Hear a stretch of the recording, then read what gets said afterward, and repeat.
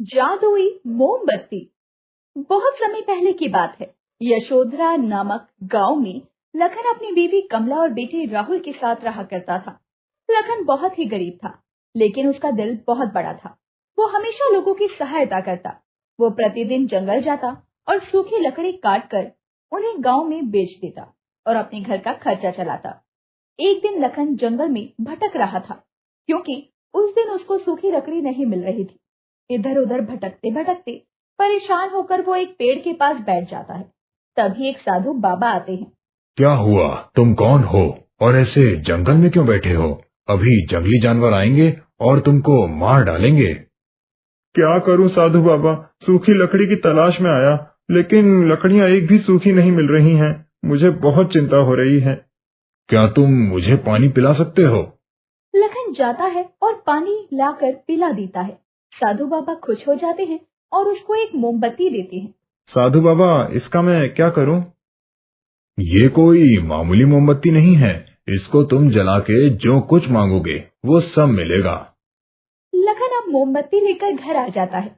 लखन कमला को आवाज लगाता है और सारी बात बताता है, लेकिन कमला को विश्वास नहीं होता।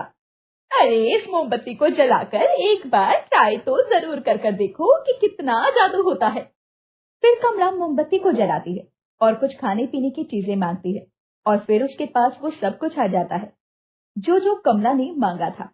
दूसरे दिन फिर लखन लकड़ी की तलाश में जंगल निकलता है। घर पर उसकी बीवी और बच्चे उस मोमबत्ती को जलाकर सारी ऐशो आराम की वस्तु मांग लेते हैं और घर भी अच्छा मांग लेते हैं। लखन घर जब वापस आता है तो उसको अपना घर पहचान में नहीं आता।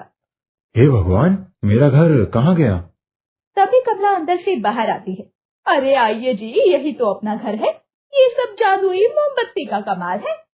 फिर लखन घर में जाता है और ये सब देखकर खुश हो जाता है और आराम से खाना खाता है। तभी एक साधु बाबा आते हैं। कोई है? कमला अंदर से बाहर आती है। अरे, कौन हो तुम? बेटी, कुछ खाने को दे दो, बहुत भूख लगी है। अरे भागो यहाँ से, यहाँ कुछ नहीं है। कमला उसको भगा देती है। अरे, कोई भिखमंगा था। अच्छा किया भगा के, पता नहीं कहाँ कहाँ से आ जाते हैं। पूरा परिवार बहुत खुश था। तभी राहुल को भूख लगती है। कमला मोमबत्ती जलाती है और खाने पीने की चीजें मांगती है, लेकिन कुछ दिए बिना ही मोमबत्ती बुझ जाती है। ये सब देखकर लखन को साधु बाबा की बात याद आती है। वो दौड़ा दौड़ा जंगल में जाता है। मुझे माफ कर दीजिए साधु बाबा, मेरी बीवी से बहुत बड़ी गलती हो गई। अब वो मोमबत्ती काम नहीं करेगा।